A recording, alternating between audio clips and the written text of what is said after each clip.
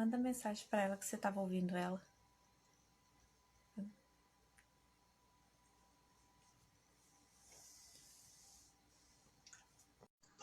Se apresenta. Oi, boa noite. Então, recomeçamos a live de novo. A live de hoje é sobre psicologia e cinema. Cláudia, me ouve? Te ouço, mas minha imagem está travada. Para mim, tá normal a sua imagem. A gente te ouve e te vê. A imagem também? A imagem também. Ok? Então, vou apresentar de novo. Então, muito obrigada pela presença de todos. Estamos começando mais uma live. Então, vou me apresentar de novo. Ana Carolina Pereira Halvstadt, historiadora, especialista em ciências artes visuais, mestre em patrimônio cultural. Quer se apresentar, Cláudia? Meu nome é Cláudia, eu sou psicóloga, formada pela UFMG, sou especialista em saúde coletiva e saúde mental. Na realidade, pensei muito do que falar, né, por não ser da área de cinema, mas sou cinéfila, então acho que a gente sempre tem alguma coisa para discutir, né? Sim. Então, pessoal, hoje, como eu disse, a live é sobre psicologia e cinema. A Cláudia deu um recorte bem específico, porque senão poderíamos, na verdade, abordar muitos tópicos, né? Desde o estereótipo mãe e filho, e vários outros, até sobre fantasia, né, Cláudia? Então, eu queria que você... Passar dias discutindo, Exato, né? que queria que você explicasse qual a abordagem que você escolheu para tratar hoje aqui na live. Então, eu acabei pegando... Vamos pontuar primeiro uma questão, né? A psicologia tem vários ramos, são vários tipos de psicologia. A gente até brinca falando, né? Psicologias, porque não é uma só, são várias, né? Vários tipos de abordagem. E no final eu pensei, falei, vamos pegar uma coisa que seja ao mesmo tempo interessante para você discutir, quanto divertida também, né? Uma coisa que dê para as outras pessoas perceberem quando elas forem assistir algum filme, elas podem sentar e tentar olhar a partir do que a gente conversar aqui e procurar aquelas questões naqueles filmes que elas estiverem assistindo. E não interessa o filme. Qualquer filme você pode ter um olhar diferenciado, pensar em coisas, né, que aquele filme está transmitindo e está levando para você. A gente vai ficar muito estranho, porque minha imagem está congelada para mim. Mas para você para a não gente tá tranquilo. Mas aí você pode falar o recorte, né, que a gente escolheu. Sim. Primeiro, assim, eu pensei numa questão que para a psicologia é importante, a questão do cinema em si. Você tem, final do século XIX, início do século XX, uma efervescência da psicologia. Você tem vários laboratórios de psicologia científica pipocando pelo mundo, e com isso, o estudo do comportamento passou a ser mais sistematizado, mais importante, né, cada vez mais procurado. E aí, o cinema nessa história apareceu como uma forma de você analisar o comportamento. Você tem a opção de ver e rever aquele comportamento, o que facilita observar determinadas coisas que às vezes passam despercebidas num primeiro momento. E passou a ser bastante interessante para a gente isso, né? Além disso, você tem o cinema olhando para a psicologia, porque temas que estão presentes na psicologia são constantemente discutidos e representados nos filmes, assim, né? Vide filmes que fazem sucesso, que envolvem, sei lá, psicopatia, outros transtornos mentais, ou então a própria psicologia em si, né? Vários filmes representando a psicologia também. Sim. E o recorte que eu pensei, né, que a gente falou, foi em cima da teoria junguiana. Primeiro, Jung foi um psiquiatra suíço, ele estudou com Freud, ele rompeu com Freud e trabalhou um outro tipo de psicologia. Esse outro tipo é chamada psicologia analítica. E ela tem um olhar diferenciado a respeito do ser humano e dos acontecimentos da vida. Ela envolve mais a questão espiritual também, leva em consideração, né? E é bem interessante, assim. Uma questão, assim, que a gente tem que pensar no cinema como representação da sociedade, né? Ele traz muito o que a sociedade está vivendo naquele momento. E extremamente importante esse olhar que a gente tem que ter em cima do filme, né? Então, você saber o ano que o filme foi feito, ou o período que ele está querendo representar, vai dizer muito do que ele está falando. No seu caso, né, sua área mais, né, olha mais para isso, assim. E as grandes representações que o cinema traz, assim, são grandes questões da humanidade, a questão da vida, da morte, nascimento, do amor, e hoje, né, com todas as discussões que nós temos hoje, aí temos a oportunidade e um entendimento, vamos dizer assim, de discutir outras coisas, como preconceito, racismo e estereótipos. Sim. Que são extremamente importantes, que muitas vezes passam batido, né? Mas, na realidade, esse não vai ser o recorte da live, porque a gente pode passar muito tempo discutindo e é legal pegar um filme específico para poder falar desses assuntos. Sim, para desconstruir, né? Porque, às vezes, esses estereótipos e esses racismos, eles são tão naturalizados na estrutura da sociedade que a gente nem percebe, muitas vezes, né? Sim. Sim, sim. A maior parte das vezes acaba passando batido, né? A pessoa, ou eu sou o tipo de pessoa que dias depois eu tô pensando no filme que eu assisti. E aí me cai a ficha, nossa, mas aconteceu isso, nossa, mas isso tá errado, ou isso tá certo. Eu sou muito assim, né? E sou de assistir o filme duas, três vezes, porque eu acho que uma vez só não é o suficiente para você pegar tudo que o filme tem para te oferecer. Dependendo do filme, você precisa ver uma, duas e ter cada vez um olhar mais crítico. Ou mais. Né? E para entender as estruturas narrativas e imagéticas que estão ali por trás para construir o enredo do filme, né? Na história, isso para a gente é fundamental. Sim. Por causa que a gente precisa fazer uma análise muito criteriosa. Oi. Tô te ouvindo. Carol. Tô te ouvindo. Tá, ficou robotizado, espera um pouquinho. Fala de novo. Sim, o que eu disse que a análise crítica na história, né, a análise intrínseca e extrínseca do filme, ela é muito importante. E eu penso que tem muitas camadas de discursos no filme, assim como eu acho que Sim. na psicologia um filme também tem muitas camadas que precisam ser analisadas com critério, né?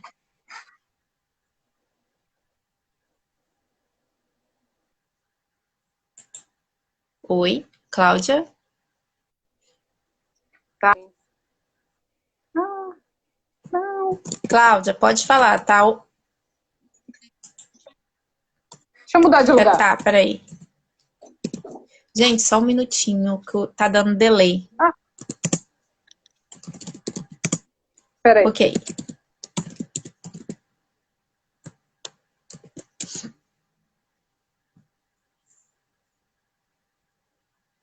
Só um minuto, tá, gente? Ela caiu, né? Na verdade, vou colocá-la na live de novo. Vamos ver se vai dar certo. Desculpa aí, gente, mas esse horário tem muitas lives, então a internet fica um pouco lenta, né? Então, me desculpa, eu acho que problemas técnicos acontecem com todos. E vou aguardar ela entrar para darmos sequência ao assunto. Vamos ver aqui. Caiu. Bem, vou tentar de novo colocá-la na live. Vamos ver se dá certo. Bem, gente, então, como a Cláudia havia falado, ela vai dar uma abordagem mais junguiana, ela voltou, e eu vou passar então de novo a fala para você, Cláudia. Voltou normal? Voltou normal. Gente, para mim tá terrível, mas enfim, se você tá escutando, tá ok. Tá todo mundo tristeza.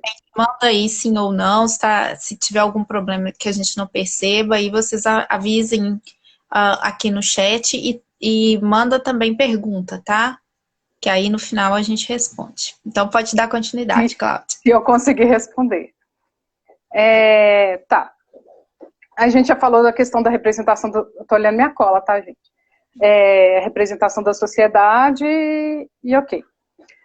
Falando um pouco do Jung, ele discutiu, trouxe pra gente, na realidade, né, uma ideia de inconsciente coletivo. O que seria isso? Seria um repositório, né, um local onde tivesse todas as experiências no sentido de aprendizados da humanidade. Então, ali conteria todo esse aprendizado que a humanidade teve ao longo dos séculos. E, como o próprio nome fala, é inconsciente, né? Tá lá, guardadinho. E, na realidade, funciona pra gente como um local de potencialidades, assim, né? O ser humano sempre pode evoluir, e essa evolução vai sendo juntado ali. Dentro desse inconsciente coletivo, ele colocou ele trouxe uma definição de um outro ponto que estaria lá dentro, que seria o arquétipo. E o que é o arquétipo? É um padrão de comportamento. Esse padrão de comportamento ele é herdado e ele é compartilhado. Então, como é que a gente entende isso melhor? Se eu falar para você, pense em mãe. Todo mundo vai acabar pensando em mãe, num tipo de mãe. Na maior parte das vezes a pessoa pensa aquela figura de cuidado, aquela figura que amamenta, aquela figura que cria, que educa, né? Isso seria um arquétipo, né? Porque ela tem aquele padrão, né? No geral, né? Que a gente depois a gente vai falar que não é bem assim, mas aí tem essa ideia. E esse arquétipo ele vai sendo atualizado de acordo com as vivências da sociedade e da pessoa. Então, você tem a evolução se você pensar numa mãe do século XVII, do século XII, para uma mãe hoje, houve uma atualização. Agora, se uma pessoa pensar mãe para ela, é um outro tipo de atualização, porque aquela atualização depende da experiência que ela teve. Então, os arquétipos, eles são, vamos dizer assim, entre aspas, atualizados de acordo com a dinâmica cultural, podemos dizer Sim, isso? De acordo com a evolução das sociedades, né? De acordo até com, se você pensar em regiões também. Sim, porque... que nem você falou, a questão cultural, né? Muito... Porque você disse, uma representação de uma mãe no século XVII é diferente da representação de uma mãe hoje. Mas aí, né? E isso é de acordo com a dinâmica da sociedade, é uma construção histórica. Então, aí podemos dizer que o arquétipo ele sofre essa mudança também de acordo com essa dinâmica cultural. Sim. Mais devagar, né? mas acaba sofrendo essa influência. E aí dentro, né, voltando para o conceito, e aí ele também fala do inconsciente pessoal, que seriam as nossas experiências, que estão lá guardadinhas. Então, às vezes tem alguma questão traumática, alguma coisa que eu não aceito muito bem, e que fica guardadinha lá no inconsciente, que pode, em algum momento, vir à tona. E por isso... O engraçado é que eu acho que a explicação do arquétipo, tanto o coletivo como o individual, ele é muito semelhante ao da memória. O da memória individual. No caso da história, ela é inconsciente, mas você consegue ter alguma coisa para startar, para ver como que a memória... Vou pegar, por exemplo, o Holocausto. Como que a memória coletiva do Holocausto, que estava ali subterrânea, num grupo de pessoas, aí o pesquisador tem como startar para saber aqueles meandros. A explicação do arquétipo, ela é bem parecida, com a diferença que a memória, ela pode ser ela pode aflorar de maneira consciente, né? Eu quero lembrar alguma coisa, mas ela tá ali também no nível da inconsciência. Eu acho extremamente interessante, assim, na hora que eu peguei os textos para ler sobre arquétipo, e o tempo todo eu fiquei fazendo correlação com a área de patrimônio por causa da memória individual e coletiva que o Ai, gente! Não que o historiador... Ele fala no texto, memória social, e é bem parecido. Mas é interessante que, na realidade, o Freud tentou chegar ao inconsciente através da palavra, e ele fez toda uma técnica para tentar ir chegando às questões que ficam inconscientes. Mas nem todas a gente consegue. E elas estão lá, assim, e eu ia até comentar uma coisa que já foi falada em outras vezes, em outras lives, que a questão do cineasta ou do diretor, as coisas que às vezes ele coloca dele mesmo no filme, às vezes pode vir de uma questão inconsciente. Alguma impressão, alguma forma como ele quer né, trabalhar aquele cenário ou aquela cena, ele pode estar colocando questões inconscientes dele ali. Ele percebendo ou não, né? É bem interessante isso. Então, aí pra gente... você fala. Não vou. Não? Pra gente entrar um pouco nos arquétipos, assim. Eu tô tirando da teoria do Jung. Mas se você para pensar, foram se construindo vários arquétipos desde então. Então, existem muitos. Mas eu, né, tive que fazer o recorte, senão não daria tempo. Sim. Então, vamos começar falando de um arquétipo, seria a grande mãe. Mas vou falar no geral primeiro, para as pessoas entenderem. O Jung, ele categoriza quantos arquétipos? Deixa eu ver, peraí. 8? 7, 8. 8. 8 arquétipos. Ele iniciou com 8. Só que ele fala, depois acaba ampliando a teoria, porque à medida que você vai estudando, as coisas vão modificando. E aí a gente vai falar dessa teoria clássica, né, dos 8 arquétipos. Então a primeira é a grande mãe. Então, nem tô pensando em entrar nos 8, porque tem uns que são mais interessantes para filme, assim. Tá, então vamos lá. Seria mais, né? Então, seria a grande mãe. Aí, até o exemplo primeiro que eu dei, que seria a questão da matriarca, aquela que nutre, aquela que cuida. Isso pensando por um lado, né? A maioria das pessoas vai pensar assim. Só que existe o outro lado, que é o lado do descuido, que é o lado do poder, que é o lado da desnutrição, né? As pessoas tendem a pensar que é só positivo, que necessariamente a mãe cuida. Não é assim. Por isso, muitas vezes, aqueles filmes que tem a mãe que assassina, a mãe que larga os filhos e tudo, sejam tão chocantes. Porque a gente Tipo não... bonequinha de luxo. Não, mas no caso dela, tipo bonequinha de luxo, assim, que no Que primeiro larga momento... os filhos. Uhum. Né, não quero, eu casei, mas eu não quero marido, não quero cuidar, não quero ter essa obrigação. Né? Então, a gente tem esses dois lados, e que a gente não pensa. Né? Né, a gente... É melhor explicar todos os arquétipos e depois para os filmes, ou a gente vai... Acho que explicar e elucidar, eu acho que pode ficar interessante para as pessoas tentarem entenderem. visualizar.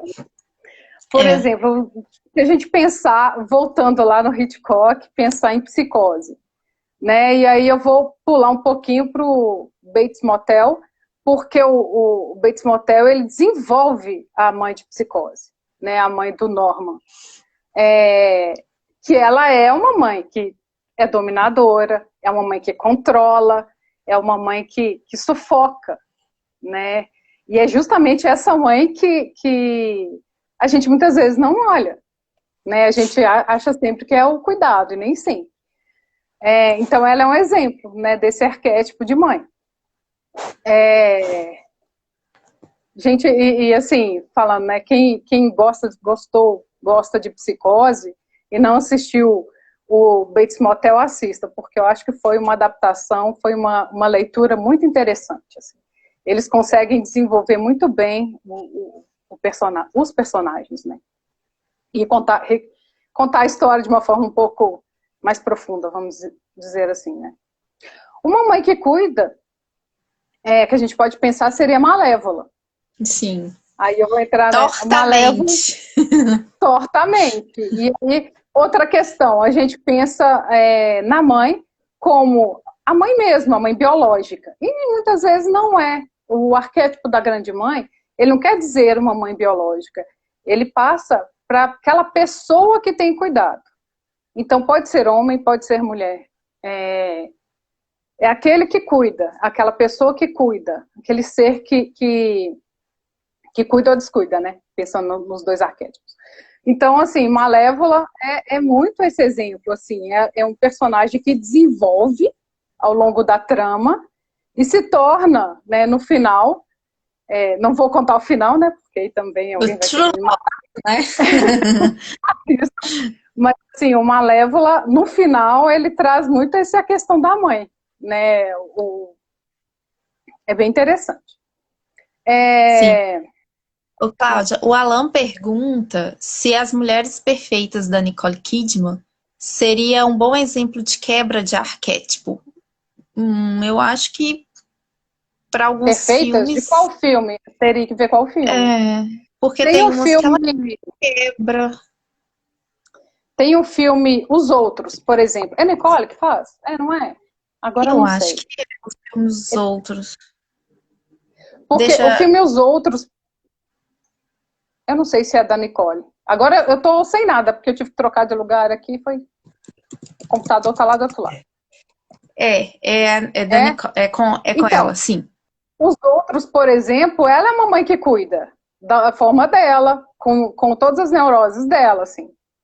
Ela já é uma mãe que cuida, ela não quebra o estereótipo. Na realidade, o filme inteiro quebra no final. Ah, tá. O Alan falou que é o filme Mulheres Perfeitas. Eu tinha achado que era entendi. Ai, Mulheres Perfeitas. Eu também tinha entendido que era um conjunto de mulheres que ela faz, que tem umas que são bem... O Mulheres Perfeitas... Deixa eu relembrar o filme aqui. Na realidade, ela, naquele mundo, ela não quer ser... O Mulheres Perfeitas tem essa crítica, né? De você ter a mulher certinha, que cuida do marido, que cuida da família, que cuida de tudo. E ela não quer, e ela nunca quis, e ela não é essa pessoa. Realmente, assim, seria uma quebra. Mas, assim, é uma quebra porque a gente tem essa noção de que ser só de cuidado, né?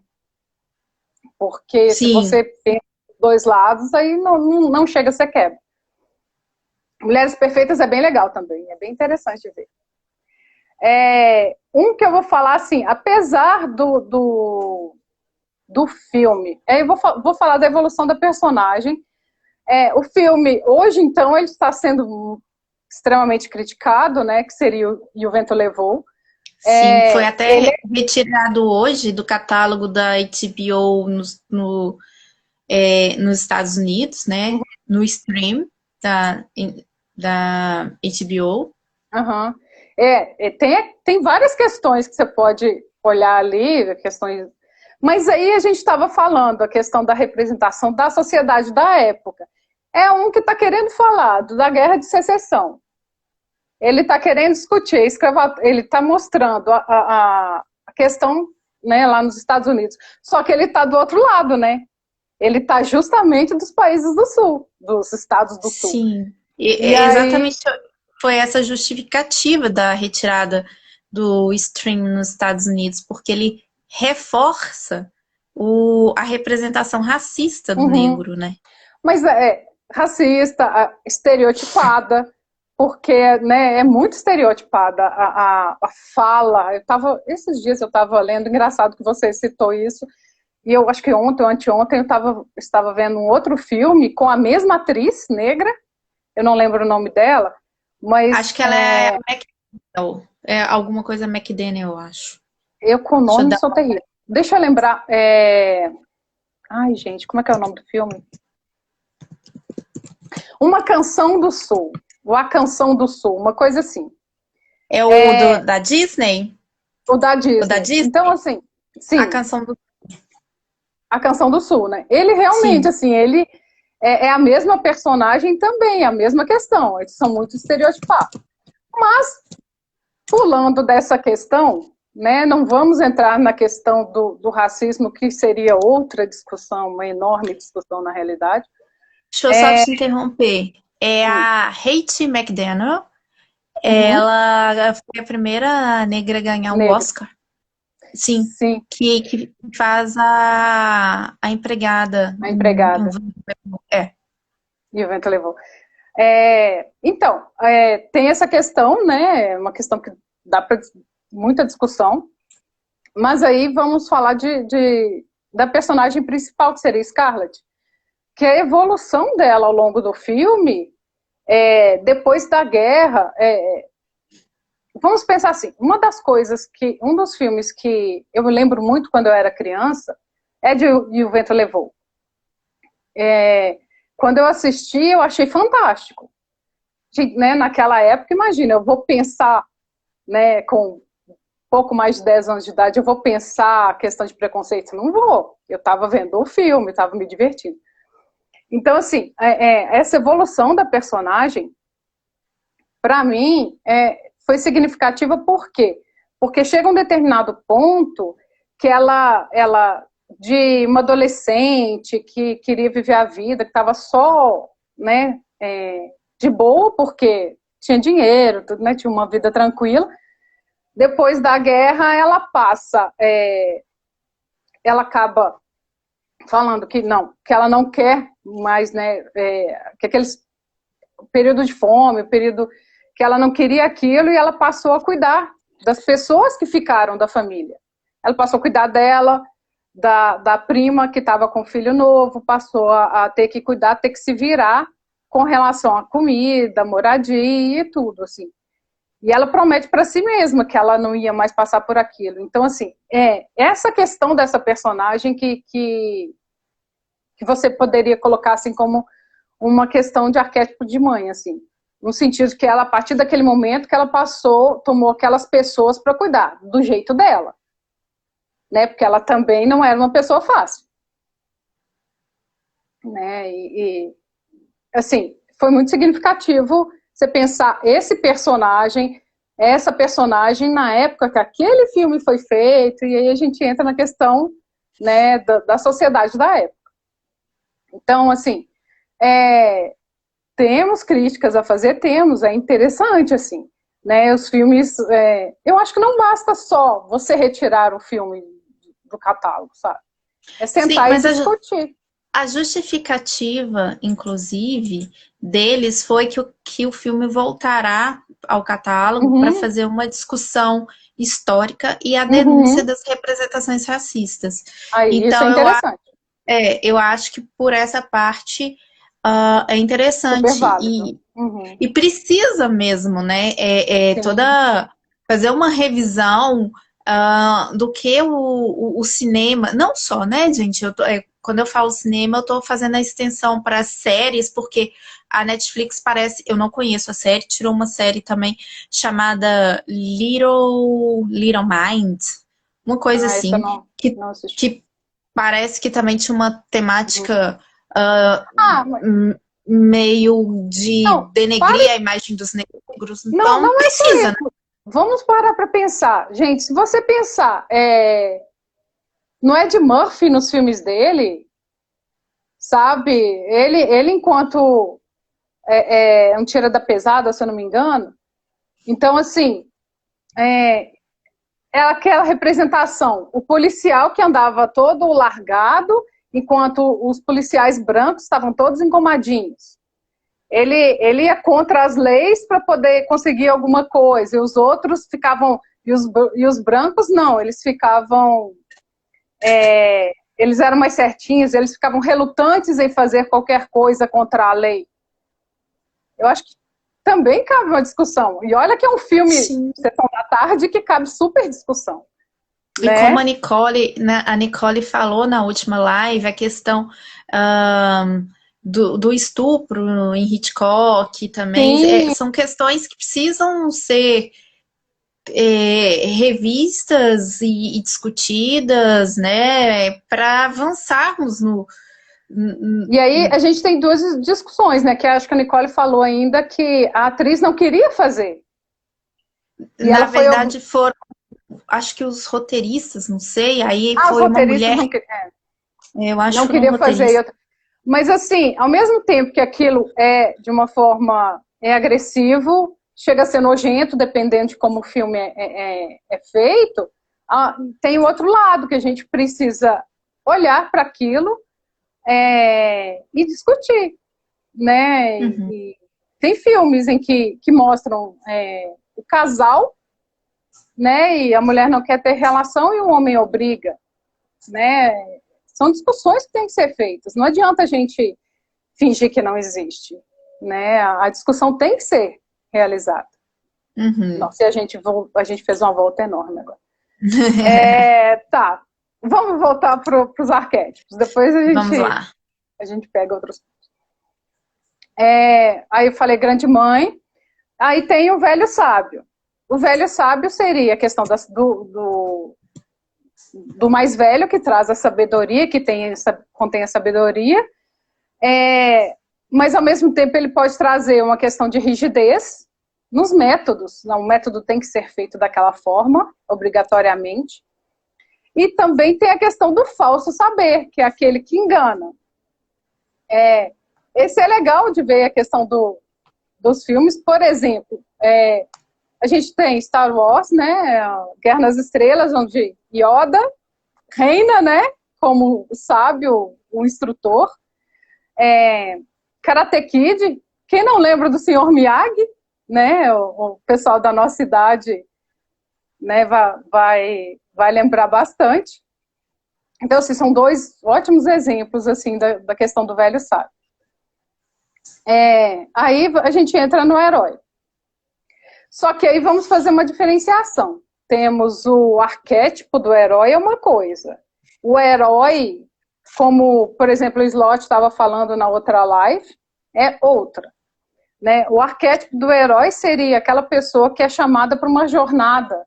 Né? Ele tem um desafio, uma conquista, ou um problema para resolver. Né? Você ia falar? Só Não. uma coisa, assim, eu ia te perguntar, porque o Slot, ele abordou a jornada do herói, né, com aqueles 12 os dois. estágios. Isso Uhum. faz parte do arquétipo? O arquétipo não. Na realidade, na teoria original, não. Mas assim, as pessoas foram desenvolvendo e acabou aparecendo outras pessoas trazendo esses estágios, vamos dizer assim. Mas não o próprio Jung. E o herói interessante dele é que ele tem essa jornada, ele tem uma oportunidade de ganhar um certo poder, prestígio, e o mais importante do final da jornada do herói seria a questão da evolução, uma evolução pessoal. Seria a parte mais importante. Alguém colocou, eu acabei batendo o olho aqui, Dr. Brown de Volta para o Futuro, também é um velho sábio. Bom lembrado, não lembrei, foi bem bacana. Ele é um louco sábio, né? Porque, enfim. Aí, deixa eu voltar no herói. Aí o herói tem essa questão desse caminho, desse desafio. E aí a gente volta lá no Guerra nas Estrelas, que o Luke, né, ele tem esse desafio. No início tem a questão dele relutar, aí vem os estágios, né? O desafio te é apresentado e aí você fala, não quero, não é comigo, não sou capaz de fazer, e você nega. Até que você pensa melhor, aí você acaba aceitando, e aí vai cumprindo os estágios. Aí vem o Daniel, do Karate Kid, também seria um exemplo, né, de herói. Agora tem, assim, falando em filmes... E tem o sábio, né? Também tem o sábio. E tem o filme que você não... Eu, por exemplo, assim, aí a gente pensa... tem filmes que às vezes a gente não dá nada por eles. Você pensa e fala, não quero assistir, não me interessa e tudo. Mas às vezes, por um acaso, você acaba assistindo e descobrindo coisas nele. E o que aconteceu comigo foi, por exemplo, assistir Legalmente Loira. Que eu não queria assistir, não sei quanto tempo eu demorei para ver, e sentei para assistir. E no final do filme eu parei e pensei, gente, é basicamente a jornada do herói. Porque é uma pessoa que ela acabou entrando, se dando o desafio. Porque ela se deu o desafio. Né? Não foi ninguém que propôs que ela fosse para a faculdade. Ela foi porque ela queria, foi de uma forma torta, né?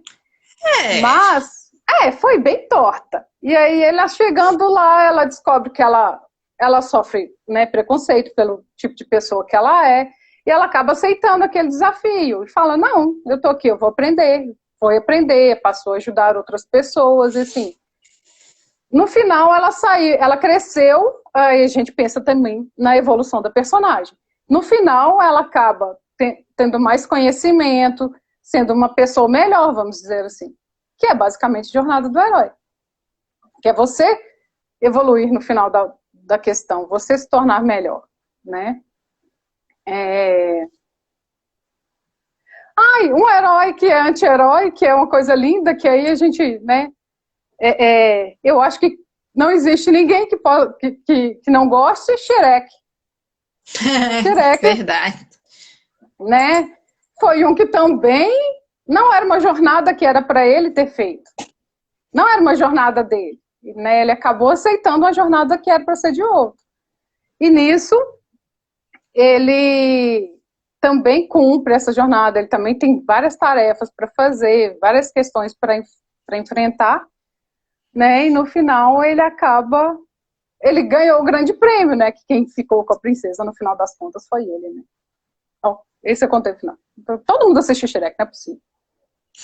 Né? E aí, depois, outro arquétipo seria o arquétipo da sombra. O que seria o arquétipo da sombra? Esse já seria as questões que nós recusamos, as questões que a gente acha inaceitável muitas vezes, né? Que às vezes que podem estar presentes em nós, mas que a gente fala, né? A gente tenta esconder ou não aceita, não quer nem discutir e guarda, né? Só que essa questão da sombra pode ser uma questão que vai ficar voltando toda hora em alguma outra pessoa, em alguma situação e vai ficar incomodando a gente. Talvez um exemplo para a gente pensar na questão da sombra seria o cisne negro. Porque você tem questões mal resolvidas da personagem e essas questões vão vão cutucando ela, até que chega um ponto que explodem, né? E chega no final, tem o final que tem o filme, assim. Talvez, se você, né, se a personagem tivesse trabalhado as questões dela, não só isso, né? Tem a questão do relacionamento dela com a mãe também. Aí você tem toda uma dinâmica que faz culminar no final que foi. Deixa eu pensar Cláudio, umas... você chegou a ver Janela Secreta com o Don Depp? Com o John Depp, sim, bem interessante. Janela Secreta é outra. Que Ele tem pode umas ser enquadrado no arquétipo da sombra? Poderia, porque ele tem a questão mal resolvida e aquela questão vai incomodando até que também explode nele, assim. O Janela Secreta é bem complicado, assim, ele é bem denso, né, vamos pensar assim. Mas eu vejo pontos de contato entre ele e o Black Swan por causa que os dois têm mais ou menos o mesmo problema. E mais ou menos o final leva por um assim, por um caminho bem semelhante. A gente está analisando meio por alto, mas assim, eles têm realmente são bem similares nesse sentido, assim. Uhum. Talvez o Janela Secreta, ele apresenta uma frieza maior nas questões. Ela sofre mais, eu acho. Né? No Cisne Negro, ela sofre mais, assim, ele é mais frio, vamos dizer, nas questões. Não sei, assim. É filme para se pensar também.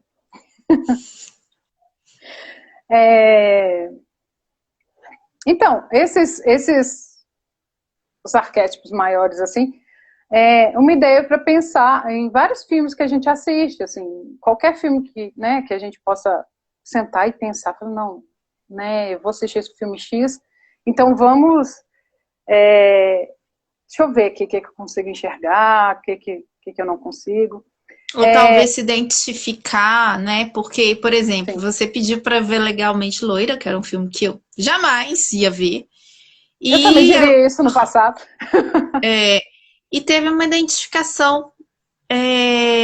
Eu tive uma identificação com a questão estudantil que ela teve, das dificuldades que ela teve, de tudo que ela teve que quebrar para chegar a ser reconhecida e ser uma profissional, e às vezes achando que não, tô aqui, né, negando o chamado, tô aqui, mas não queria estar muito aqui. Eu mereço mesmo, não?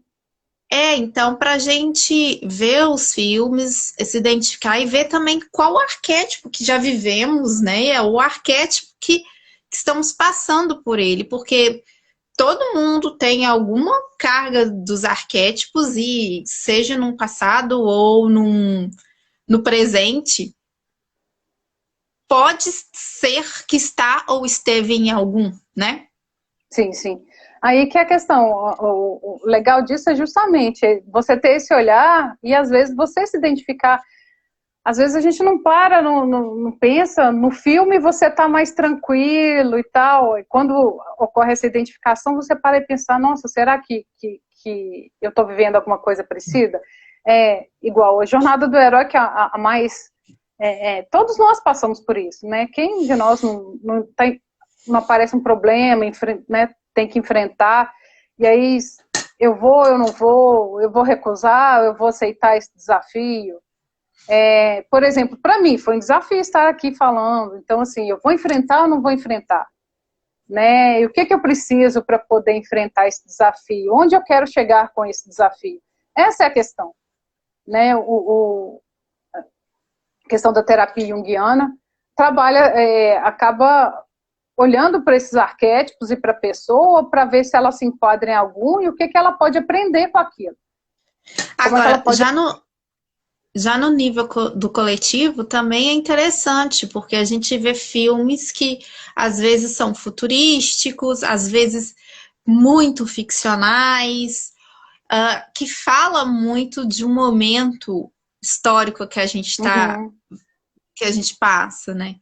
Então, fazer essa relação também, arquétipo, sei lá, do anti-herói em um filme, pode estar perfilhando na nossa sociedade hoje. Sim. Não, a importância do anti-herói seria muito assim, o pessoal da nossa idade, o pessoal mais velho, cresceu muito com a gente engana os outros, né? A questão da figura, por exemplo, do príncipe encantado, né? Ele tem que ser daquele jeito, sei lá, o ser bonitinho que vem, te salva e tal. Aí chega o Shrek, que é chato, que era um ogro, era barrigudo, né? Não era bonito e tal, e chegava a ser estúpido algumas vezes, e chega no final, é ele que enfrenta, é ele que ganha. Então, é para mostrar, né, essas questões que acabam sendo mais próximas do real. E sendo mais próximas do real, ajudam a gente, né, a aceitar o outro, né, e também prestar atenção na gente, né, o que nós fazemos, né, que tipo de pessoas nós somos para o outro e como a gente ajuda na evolução do outro também, né, bem interessante nesse sentido. Aqui o Deadpool, né, como um anti-herói. Deadpool extremamente torto, né? A questão, no mundo dos quadrinhos, a gente enxerga muito isso. Né, mais fácil você enxergar o anti-herói, o herói, é mais fácil a gente ver, é mais delimitado isso. E nos filmes que são mais comuns, assim, os filmes de romance normal e tal, então é mais difícil enxergar isso. Por exemplo, um filme que eu sentei para assistir e pensei, falei assim, é mais um filme de zumbi, né? Não daria nada por ele. Foi o filme Cargo. Esse é um original Netflix. Eu fui assistir e falei, vou sentar aqui, não estou fazendo nada. E chega no final do filme, eu parei e foi um tapa na cara, assim, porque ele faz uma jornada do herói. E ele faz uma jornada do herói com uma entrega muito bonita, assim. O final do filme eu achei muito bonito. Então, assim, às vezes a gente não dá nada por um filme, e quando você para com outros olhos, quando, né, você acaba tendo essa oportunidade de perceber coisas diferentes e de aprender coisas diferentes também. Sim. Bem, a gente tem 13 minutos, Cláudia. Você quer tentar ir para o final? Uma questão também que eu tinha pensado, a gente pensar nos filmes enquanto construtores de símbolos. Então, sim, é uma parte bem legal também, e aí a gente... Eu tenho uma certa dificuldade pelos tipos de filme que eu assisto, né? Porque a pessoa aqui gosta muito de assistir filmes que são de terror, de suspense, mais voltados para esse lado, aí para mim é até difícil às vezes pensar em algumas coisas. Mas se a gente pensar a construção de filmes, construção de símbolos, desculpa, as músicas, né? Muitas músicas, quantas vezes você ouve uma música e você já te remete diretamente naquele determinado filme, né? Por exemplo, para as pessoas que assistiram, se eu perguntar, você quer a pílula azul ou a vermelha? É outro símbolo. Se você... Referência ao Matrix, né? Sim, se você pensar nas máscaras, né, o tipo de máscaras, se você pensar numa máscara específica, a máscara do Pânico, né, quando ele foi lançado, virou febre para poder fazer fantasias, a própria cena da faca do Psicose, hoje em dia a máscara da Casa de Papel, nos protestos. Sim, é outro símbolo. Do próprio V, né? De vingança. V de vingança também. Ficou extremamente marcado, né? Como questão de protesto. Então você tem vários tipos aí. E é bem legal esse E aí você tem tanto os jargões, né, falas que ficam, né, que acabam sendo repetidas, e as músicas e símbolos mesmo. Acaba sendo, voltando, né, os filmes de heróis são muito mais fáceis de formar símbolos, por exemplo, né? Ou filmes que têm a ver com jogos de videogame, por exemplo, são outros também que né, ficam mais fáceis de você ter os símbolos. Agora, um que é bem legal, assim, que acho que a maioria das pessoas acaba conhecendo, a bola de vôlei com o impresso da mão, né, do náufrago. De náufrago. Isso, o Wilson, Né? eu só lembro do Wilson, do filme do Wilson, é o náufrago. Fica, né, uma marca que fica. Então, assim, tem vários, né, que ficam. E são bem interessantes da gente perceber, às vezes, assim, porque muitas vezes a gente, hoje em dia tem muito, né, camisa com símbolos e tudo. Muitas vezes a pessoa não viu o filme, não conhece a história, mas está usando uma camiseta com a marca, por exemplo. Né? Isso acontece muito por questões de moda. Mas é bem... E voltando assim, a gente voltando em filmes, é bem legal, por exemplo, Star Wars, né? Ele tem, além do Yoda como o velho sábio, do Luke como herói, a gente tem a Leia, principalmente nesses últimos filmes, ela muita representação da mãe. Da mãe, inclusive, para todos ali né, da resistência, porque, assim, todos eles consideravam ela como... Né, ela tem os dois lados, tanto da mãe quanto da velha sábia, porque ela trouxe conhecimento de como enfrentar, né, o lado negro. Assim. Ela é bem, bem interessante para ver isso, assim. E no Karate Kid, além do Senhor Miyagi, que a gente precisa olhar, né, com a questão do velho sábio, Daniel como herói, os valentões a gente pode olhar como uma sombra, porque eles representavam a questão da violência. Né, e o personagem do Daniel, ele ficou entre entrar naquela meio de violência também ou não, assim, foi uma questão que para ele foi uma discussão interna, né, eu me entrego a essa questão da violência ou não, assim, também é interessante de vermos, assim. Bem, a gente tem agora 7 minutos e temos 3 perguntas. Vou começar pela ordem das perguntas. A primeira é do Alan, que ele perguntou se os eneagramas podem ser utilizados para bolar arquétipos no cinema. Acho que sim. Agora, ele lembra de algum filme que específico? Alan, você Alan, tem algum de algum filme?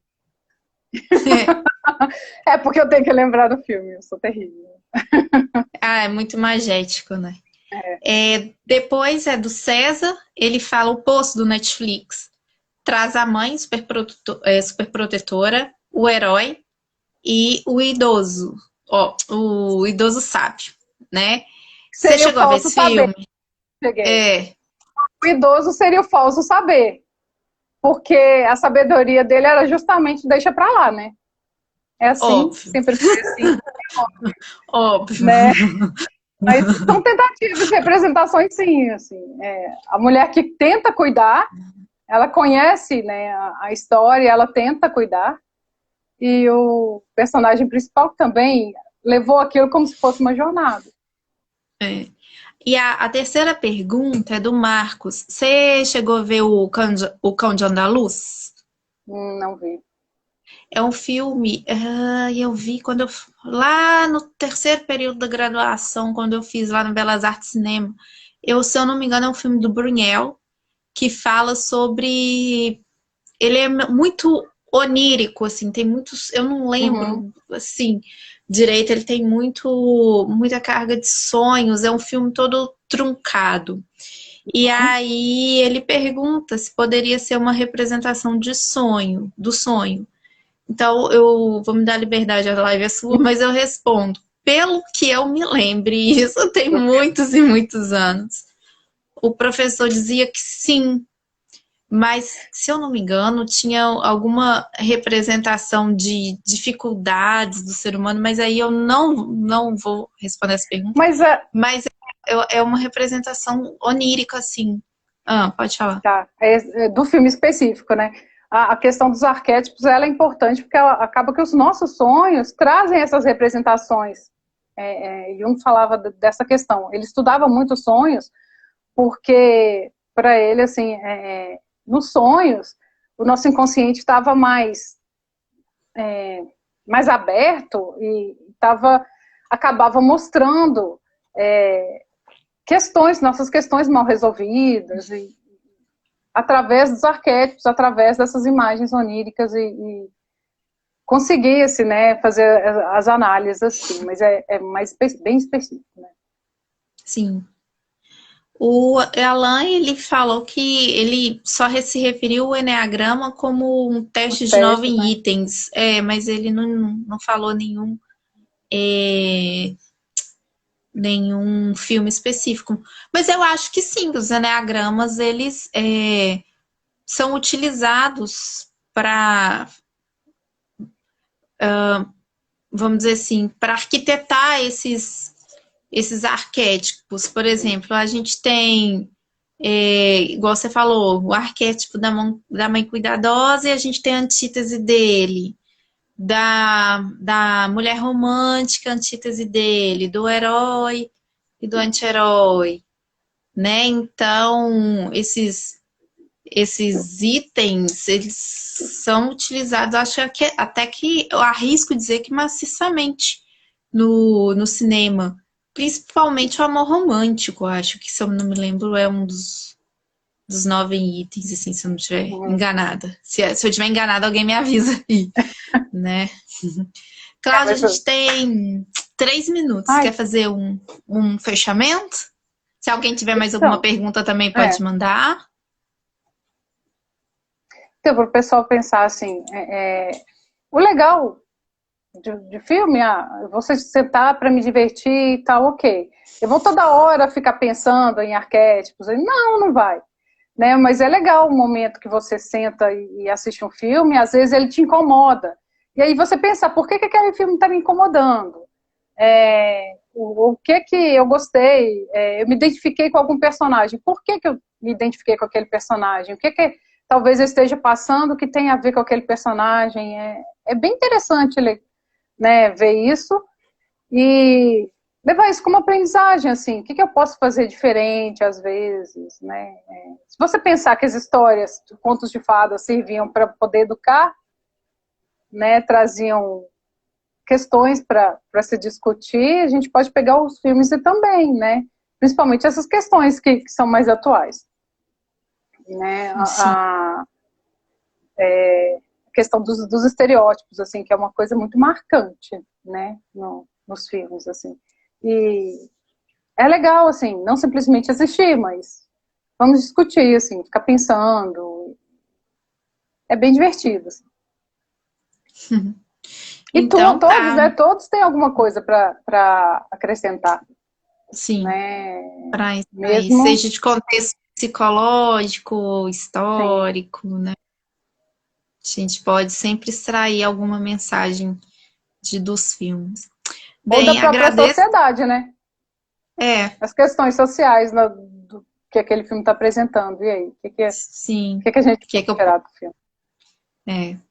Então, agradeço a sua participação, Cláudia, na live. Muito obrigada por participar do projeto. Agradeço a todos a presença. Na semana que vem, a gente vai ter História da Moda no cinema. Então, quarta-feira que vem, às 19 horas, esperamos todos aqui para participar desse bate-papo. Se tiverem alguma dúvida, podem mandar no Instagram da Cláudia, meu ou daqui do projeto, por direct que a gente responde, ok? Muito obrigada. Busca. Sim, a gente busca as respostas. Ou discute, né? Então, muito obrigada, gente, e obrigada pela presença. Até a próxima quarta. Até. Tchau, tchau. Tchau.